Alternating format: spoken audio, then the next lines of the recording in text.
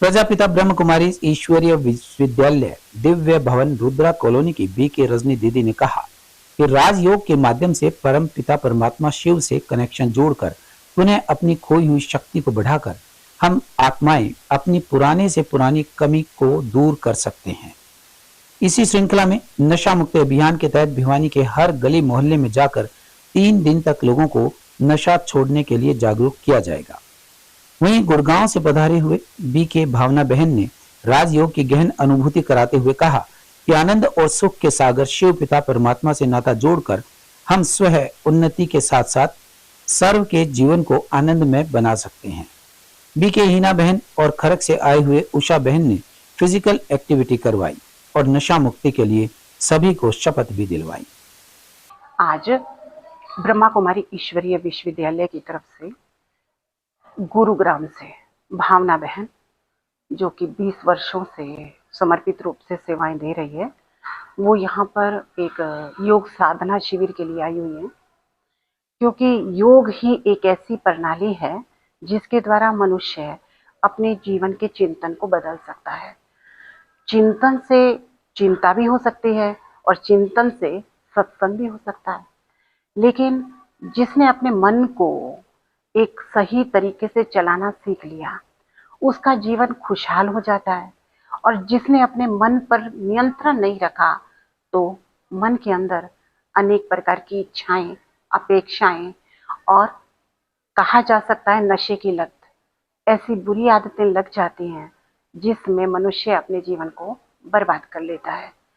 तो आज का जो कार्यक्रम है उसमें योग के माध्यम से एक लोगों को जागरूक करना है, खास तौर पे युवा पीढ़ी को, क्योंकि आज की युवा पीढ़ी भटक चुकी है अपने उद्देश्य से। इसलिए वो आत्महत्या या ड्रग्स, स्मैक, तंबाकू, बीड़ी, गुटखा, इसकी तरफ अपना समय लगा रही है।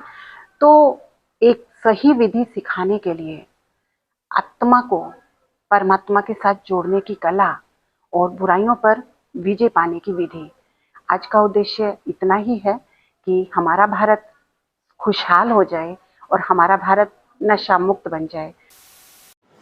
आपको श्री गोपाल नारसन का नमस्कार। डिवाइन मिरर हिंदी चैनल में आपका बहुत बहुत स्वागत है। आइए जान लेते हैं आज की कुछ खास चर्चित खबरें। हरिद्वार जमीन खरीद मामले में करोड़ों के घोटाले की आंच आखिरकार जिलाधिकारी हरिद्वार कमेंद्र सिंह तक पहुंची गई। उन्हें व नगर आयुक्त वरुण चौधरी, एसडीएम अजय वीर समेत दर्जन भर अधिकारियों को आज शासन की ओर से निलंबित कर दिया गया है।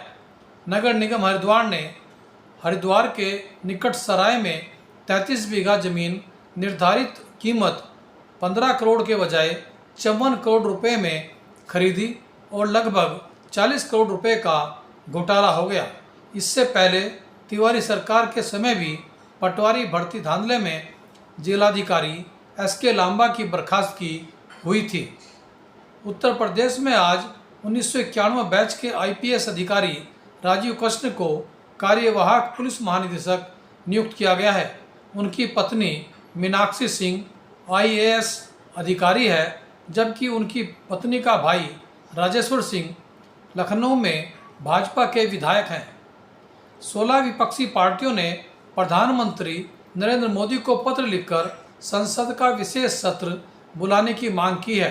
विपक्षी दलों की मांग है कि उन्होंने एकजुटता के साथ ऑपरेशन सिंदूर के समय सरकार का साथ दिया, लेकिन अब ऑपरेशन सिंदूर, सीज फायर व विदेश नीति समेत अन्य ज्वलंत मुद्दों पर चर्चा के लिए संसद का विशेष सत्र बुलाया जाए।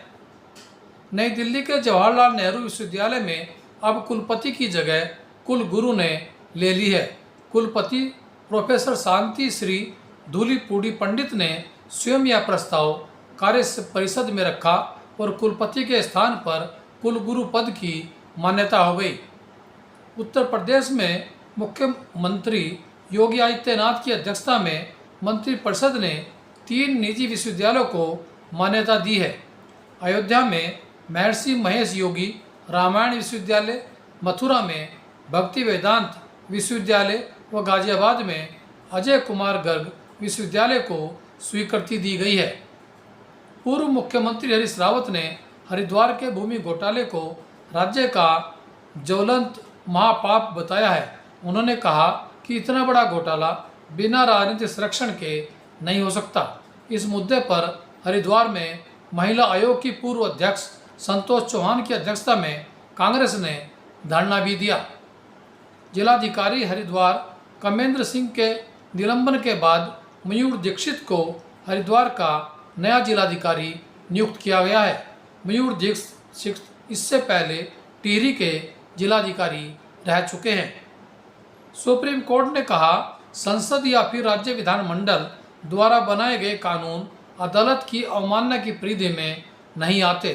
सुप्रीम कोर्ट यह टिप्पणी एक याचिका की सुनवाई के दौरान कर रहा था।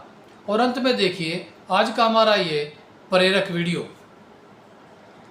आज का स्लोगन, बातों का पर्दा बीच में आने ना दो तो बाप के साथ का अनुभव होता रहेगा।